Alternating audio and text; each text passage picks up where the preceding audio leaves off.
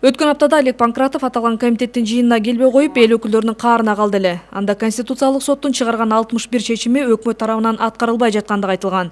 Анын ичинде улутташтырылып кеткен объектилер туурасындагы чечимдер дагы бар болчу. Бүгүн Панкратов ошол чечимдер эмне үчүн аткарылбай жаткандыгы, улутташтырып кеткен мүлктөр боюнча түзүлгөн жумушчу комиссиянын ишин дагы бир айга узартып берүүсүн эл өкүлдөрүнөн суранды. Комиссия свою функцию, которую я возглавлял, полностью исполнила.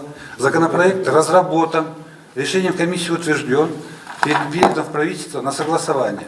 Депутат Алмамбет Шыкмаматовдун айтымында, Конституциялык палатанын 61 пункттан турган чечиминин бир дагы пункту аткарылбагандыктан азыр өкмөт эмне кыларын билбей отурат. Эгер Панкратов бул чечимди аткарса, тагдыры Сарпашевдикиндей болуп калат дейт эл өкүлү. Муну Олег Михайлович чече албайт.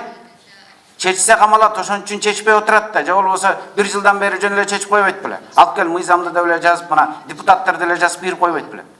Размытый чечим кылып алып, эми өкмөттү жөн эле тепкилеп атабыз. Давай чеч, эйлерин алып бер деп. Кантип алып берет эйлерине? Эртең Сарпашевдей болбойбу? Эгер мындай чечимдерди Панкратов аткарбай жатса, аны жоопкерчиликке тартуу сунуш айтылды. Мен жеке депутат катары Олег Михайлович жоопко тартылсын. 1 жылдан ашык ведомстволук комиссияны башкарып атат. 2 премьер-министр алмашты, Панкратов ордуна отурат. Жумуш жыл элек. 1 жылдан бери Олег Панкратов башында турган комиссия улутташтырып кеткен мүлктөр боюнча эч кандай аракет көрбөгөндүгү үчүн аны жоопкерчиликке тартуу туурасында депутат Исхак Масалиевдин сунушун бир катар депутаттар колдошту. Ушулар жасаса болмок да. Жасалган жок. Чыштап коюшкан. Жатканына. Анан бүгүн сурап атсак, азыр 1 ай убакыт бергиле деп атат. Жоопкерчиликте болуш керек да, 1 жылда жасабаган ишке анын бир кандайдыр бир жооп бериш керек да. Ошентип парламентарийлер Олег Панкратовго дагы 1 ай убакыт беришип, бирок аны жоопкерчиликке тартууну өкмөт башчыга сунуштай тургандыктарын билдиришти. Панкратов менен катар эле депутаттар саламаттыкты сактоо министри Талантбек Батыралиевдин ишине нааразы болушту. Ош базарынын айланасындагы контейнерлерде дарылардын сатылышын министр өз көзү менен көрүп, бирок эч кандай чара көрбөгөндүгү үчүн кызматтан кетүүсүн талап кылышты. Мен суббота воскресенье үй бүлө менен мен деле Ош базарына жайында чыгып эле жүрөм. Ошо кирип бериште неме коюп эле гестин үстүнө, коробканын үстүнө сатканын мен деле көрдүм.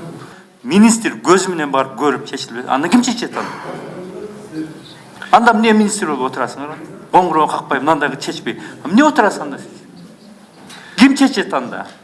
Чаңга баскан дарылардын көчөлөрдө сатылышы, алардын колдонуудагы мөөнөтүн ким текшерип, ким көзөмөлдөйт деген эл өкүлдөрүнүн суроосуна министр жооп бере албай тайсалдады. Дары-дармек чыгарып аткан дары-дармектин сапатын текшеришиңер керек. Ким текшерет ошону? Бизде атайын ошол Департаменттин Канча киши иштейт? Лабораториялар бар да. Канча киши иштейт департаментте? Азыр департаментте толугу менен айтканда бираз неме болуп. Бүгүнкү күндө аптекалардан келип туруп, мына мен бир да факт уга элекмин.